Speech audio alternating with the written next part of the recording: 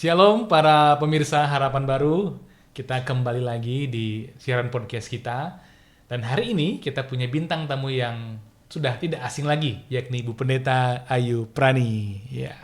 Kali ini kita akan bahas sebuah topik yang sangat menarik, yang berjudul Menemukan Damai di Tengah Kegalauan. Shalom Bu Pendeta. Shalom Pak Bagus. Apa kabarnya? Puji Tuhan, sehat. Iya, sehat ya. Semua karena berkat Tuhan. Iya, betul, anugerah Tuhan. Di tengah banyak juga orang sakit ya akhir-akhir ini. Kita bersyukur dikaruniakan kesehatan. Amin. Nah, Bu Pendeta, topik kita ini menarik banget loh. Menemukan damai di tengah kegalauan. Ya. Saya yakin banyak orang pernah galau. Betul. Bahkan kita pun barangkali juga pernah galau pasti. Iya. Ya, Bu Pendeta selaku pemimpin rohani pernah galau. Saya pun juga pernah galau. Tapi kita bersyukur ada kedamaian di tengah kegalauan, ya kan? Seperti tema kita. Nah, pada saat ini saya ingin bertanya kepada Bu Pendeta, apa sih sebenarnya Bu Pendeta arti dari galau itu? Ya, kalau kita melihat kembali kata galau tentu udah gak asing ya. Udah sering kita dengar, bahkan mungkin sering kita alami seperti Pak Bagus tadi sudah sampaikan. Terutama anak-anak muda nih, pasti dikit-dikit galau gitu ya. Bukan hanya anak muda, tetapi juga orang tua pasti juga pernah merasakan hal ini. Galau itu termasuk kata baku di dalam KBBI, itu artinya kacau, tidak karuan. Itu berkaitan dengan pikiran ya. Jadi pikiran yang kacau, yang tidak karuan gitu. Dan galau ini adalah singkatan dari gundah gulana.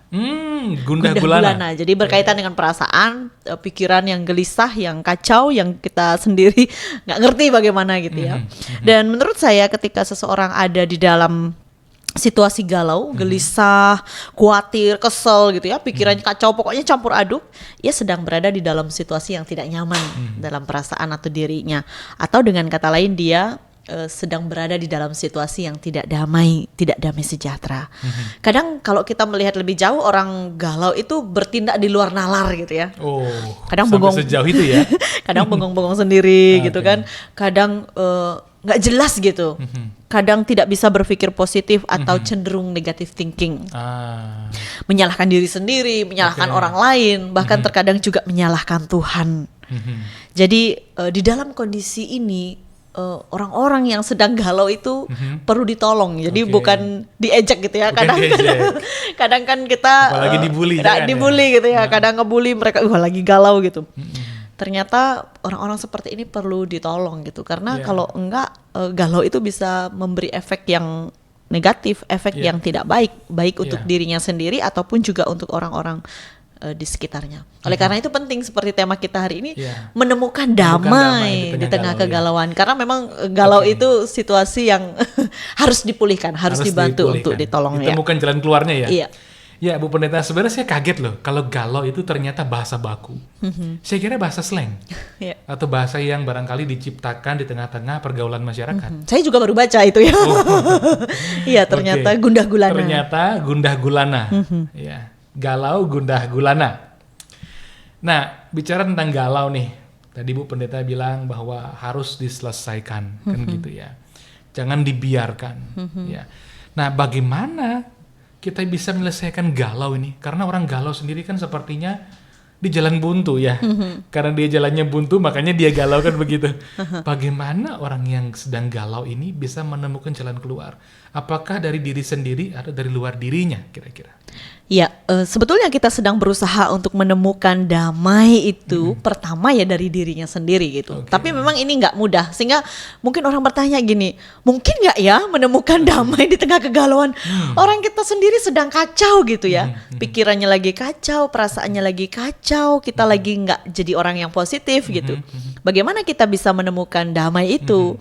Mungkin saja, jadi ketidakdamaian, kita perlu menemukan damai di dalam situasi yang tidak damai. Jadi mencari itu supaya kita bisa menemukan. Seperti firman Tuhan katakan, carilah maka engkau akan mendapatkan gitu. Jadi perlu kita mencari dan menemukan damai itu sendiri di samping orang lain kalau dia ngeh untuk menolong kita. Tetapi yang terpenting adalah kita bagaimana menemukan kedamaian itu gitu. Satu lagu yang saya sering dengar ya, lagu Sudah Lawas Kalaku Cari Damai. Iya. Itu sangat ngetren ya. Semua orang Kristen tahu lagu itu. Hanya ku dapat dalam Yesus, kan itu penekanannya. Jadi hanya di dalam Yesus kita bisa menemukan kedamaian itu. Oke. Jadi mungkin di dalam situasi kita galau, dalam situasi kacau, kita sejenak melupakan Yesus sekalipun kita adalah pengikut Kristus gitu ya.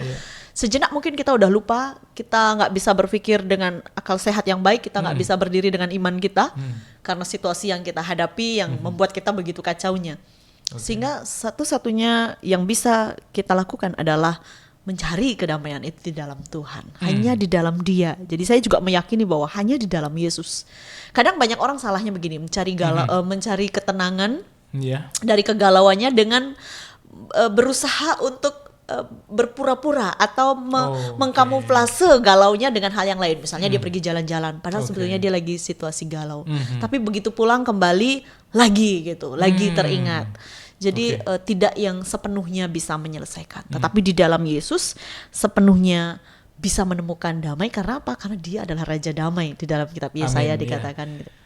Berarti akarnya tidak ditemukan, akarnya tidak dicabut, sehingga walaupun dikamuflase dengan jalan-jalan, dengan shopping. Ibu-ibu suka shopping biasanya ya? Iya, nanti galaunya ketika lihat rekening ininya. Pembayaran. Nambah galaunya gitu. Nah, berarti harus dicabut sampai ke akar-akarnya supaya damai itu sungguh-sungguh dinikmati. Dan saya juga tangkap dari kata-kata Bu Pendeta bahwa di dalam Yesus. Hanya di dalam Yesus. Dan kita aminkan bahwa kita yang percaya kepada Yesus Kristus Tuhan, Yesusnya sebenarnya tidak jauh dari kita. Betul. Yesus ada di tengah-tengah kita, ada bersama dengan kita, dan kita kembali kepadanya. Sang sumber kan gitu Bu Pendeta ya? Iya, betul. Tadi begitu saya tangkap. Nah, supaya lebih enak nih Bu Pendeta, apakah ada di Alkitab sebuah kisah yang bisa menginspirasi kita untuk bisa menemukan damai di tengah kegalauan? Barangkali dari tokoh Alkitab yang barangkali pernah mengalami kegalauan yang luar biasa, tapi dia menemukan damainya di dalam Tuhan. Apakah Bu Pendeta punya kisah itu? Ya, ada. Alkitab mencatat akan hal itu ya. Saya mengajak kita semua pemirsa untuk melihat kisahnya Raja Daud gitu ya. Daud ini kan seorang raja yang diurapi oleh Allah gitu ya. Dipakai, dipilih dari sekian banyak saudaranya dan orang-orang hebat, dia yang mungil. Dia yang dipilih untuk menjadi raja menggantikan Saul. Tetapi kalau kita melihat perjalanan kehidupannya ke depan, dia tuh seringkali mengungkapkan setiap perasaannya itu di dalam tulisan-tulisan dan gubahan pujian ya, yang kita baca di dalam syair-syair Mazmur. Termasuk juga yang dia tulis di sana tentang kegalauannya gitu. Jadi kenapa kita tahu, saya mengajak kita untuk lihat Daud karena dia juga termasuk tokoh yang pernah galau gitu ya di dalam galau syair. Banget ya. Galau banget gitu. Galau banget malah. Di Mazmur 3 ayat 1 sampai 9 itu mengkisahkan tentang kegalauan curahan hati Daud karena ia merasa takut, khawatir, kacau ketika dia menghadapi musuh yang dimana musuh itu adalah anaknya sendiri, Absalom.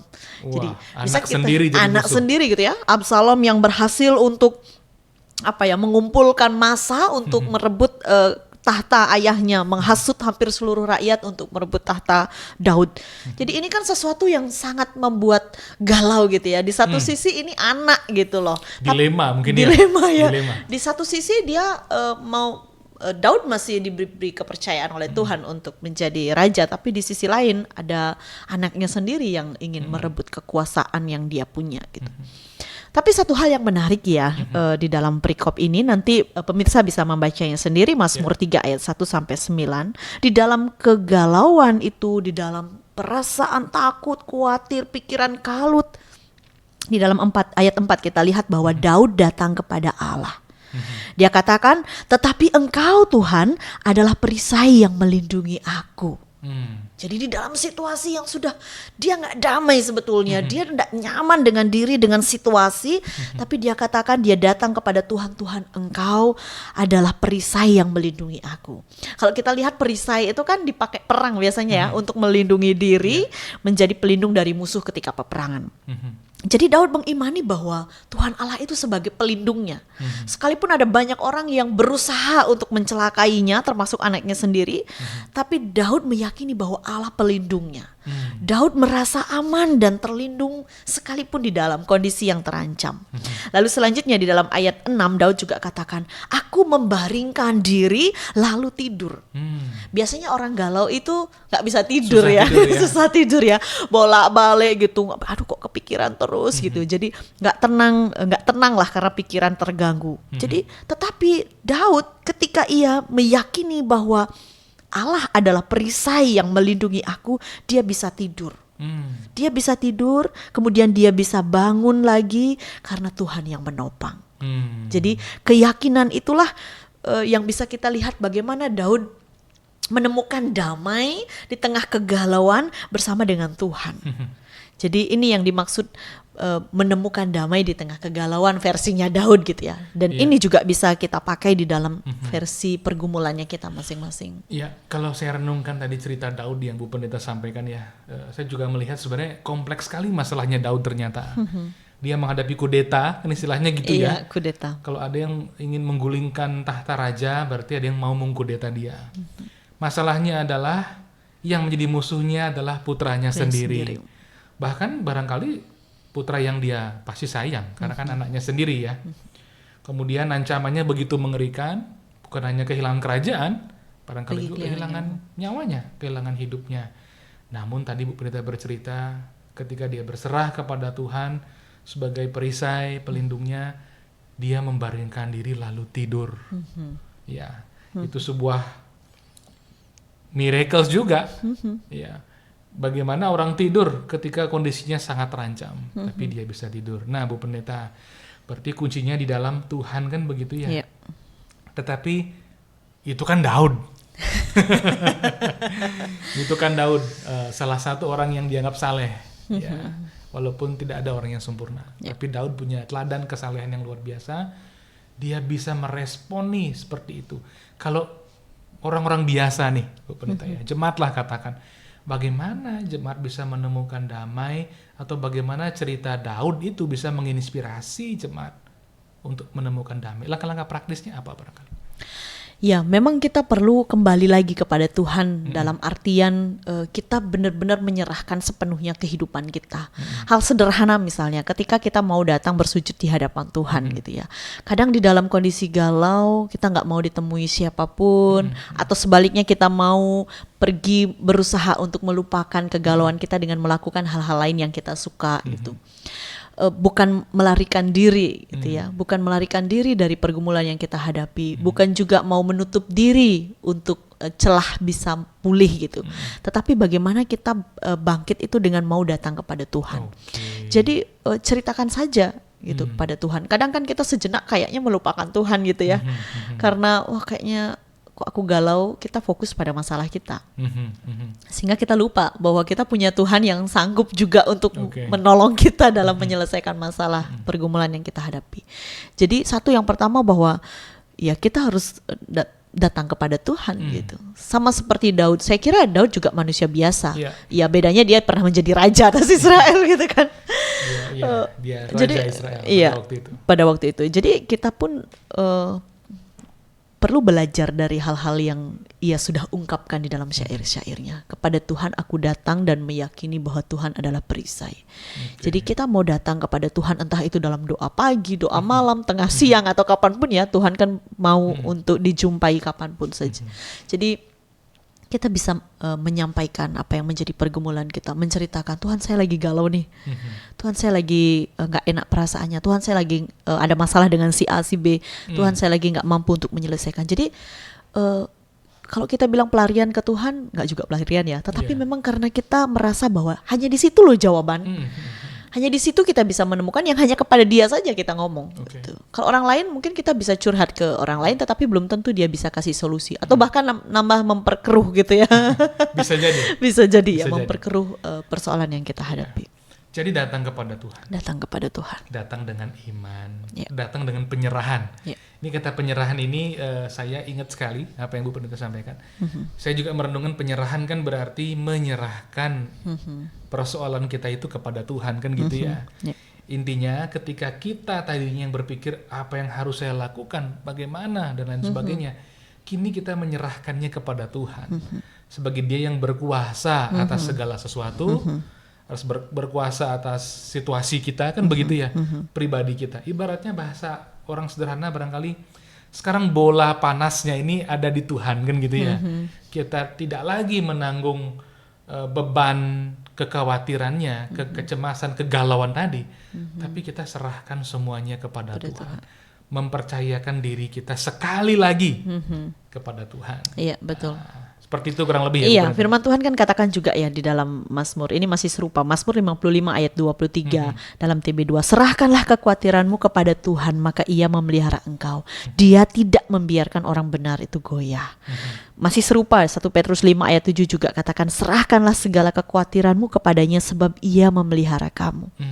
Jadi ada kata serahkan gitu ya, berserah, menyerahkan secara penuh. Terkadang kita berusaha untuk bertahan dengan kondisi kita dan berusaha menyelesaikan dengan kekuatan kita. Tanpa kita sadari kita memeluk dengan erat perasaan itu.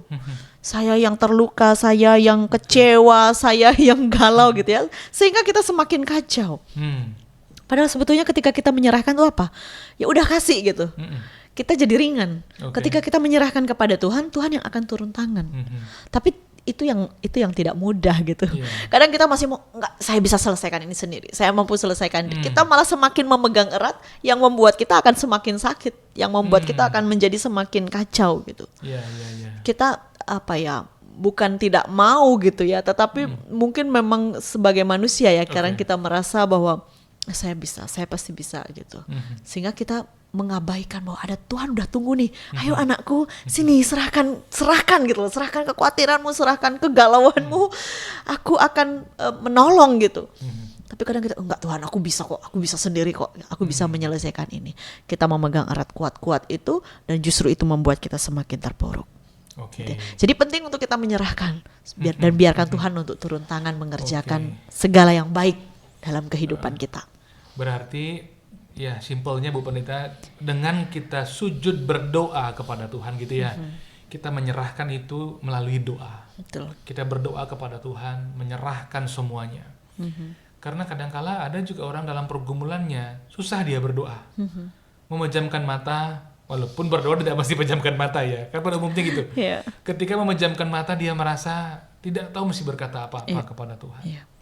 Akhirnya terjebak mengandalkan diri sendiri. Saya teringat sebuah ayat Bu Pendeta yang berkata begini, jadilah tenang supaya kamu dapat berdoa. Itu agaknya ya yang dialami Daud, dia menenangkan diri supaya dia bisa berdoa, kan begitu. Sebab dalam tinggal tenang, diam, kita dapat berdoa gitu ya. Betul. Kuasa Tuhan dan terletak kekuatanmu. Terletak kekuatan. Nah, Tuhan berjanji memelihara kita. Itu sebabnya kita berserah, kan gitu Bu Pendeta dia. Nah, jadi ternyata berpegang kepada janji Tuhan bahwa Dia memelihara kita, itu menolong kita juga untuk berserah kepadanya, kan gitu Bu Pendeta ya. Sehingga kegalauan itu bisa sirna. Apakah hal ini bisa selesai satu hari Bu Pendeta ya? Atau mungkinkah ini ternyata masalah yang mesti membutuhkan beberapa waktu atau beberapa saat? Ya, lamanya untuk selesai. Apa tergantung orang masing-masing kali. Betul. Ya, jadi masing-masing orang pastinya punya tekanan kualitas mental yang berbeda-beda ya. Ada orang yang bisa dengan mudah dia menyerahkan kepada Tuhan karena mungkin kedekatannya dengan Tuhan, dia intens gitu ya, berhubungan sama Tuhan setiap waktu. Tetapi ada juga orang yang ya mungkin dia diingetin orang, kamu berdoa nak ya supaya kamu bisa tenang. Nah itu untuk cari feel-nya bisa berdoa aja itu udah nggak mudah gitu ya. Apalagi ketika mungkin terlalu berat sehingga kita nggak tahu kita mau ngomong sama apa, mau memejamkan mata untuk berbicara aja pikirannya udah kemana-mana gitu. Apalagi mau berserah kan gitu. Jadi masing-masing orang tentu berbeda ya, sesuai dengan kadar, sesuai dengan keyakinan imannya kepada Tuhan, sesuai dengan kedekatannya kepada Tuhan. Oleh karena itu sebelum kita sampai kepada titik galau itu ya kita harus belajar dulu untuk dekat sama Tuhan. Jangan nunggu galau. Jangan nunggu galau berarti. Jangan nunggu galau untuk dekat dengan Tuhan. Nah, kalau kita terbiasa mendekat kepada Tuhan, berdoa, berserah, kalaupun masalah yang lebih besar datang, kita tidak kaget mungkin ya. Karena kita sudah dipersiapkan, sudah cakap lah berserah kepada Tuhan, menyerahkan semuanya, kegalauan tadi itu, persoalan tadi, sehingga kita lebih tenang, Iya. bahkan bisa menemukan damai itu. Iya. Nah, Bu Pendeta, ini obrolan kita seru juga nih. Tak terasa waktu sudah berlalu. Ya. Nah, sebelum kita tutup obrolan kita, Bu Pendeta, barangkali Bu Pendeta punya kata-kata penutup lah untuk menutup pertemuan podcast kita yang Bu Pendeta mau sampaikan untuk para pemirsa Iya. Harapan Baru. Ya, para pemirsa Harapan Baru, jadi hari ini kita sudah belajar dari Daud ya, bagaimana dia berhasil menemukan kedamaian di tengah kegalauan itu hanya di dalam Tuhan. Kemudian kita meyakini bahwa penyerahan diri yang penuh kepada Allah itu yang terpenting karena dia memelihara kehidupan kita. Jadi bagian terakhir untuk menutup podcast ini, untuk merasakan kedamaian di tengah kegalauan kita perlu berserah penuh kepada Tuhan. Untuk dapat berserah penuh kita perlu percaya dengan sepenuh hati dan yakin bahwa Tuhan pasti akan menolong. Ya, jadi demikian para pemirsa Harapan Baru yang sudah kita obrolkan tadi. Kiranya jika di antara kita ada yang sedang galau, kita mendapatkan solusi ataupun juga prinsip-prinsip kebenaran firman Tuhan. Atau yang hari ini tidak galau, suatu hari ketika galau atau kalau sedang galau, sudah punya prinsip-prinsip yang bisa kita praktekkan sehingga kegalauan kita tidak berlarut-larut. Amin. Ya, terima kasih Bu Pendeta. Ya, sama-sama Pak Bagus. Ya, Tuhan Yesus memberkati.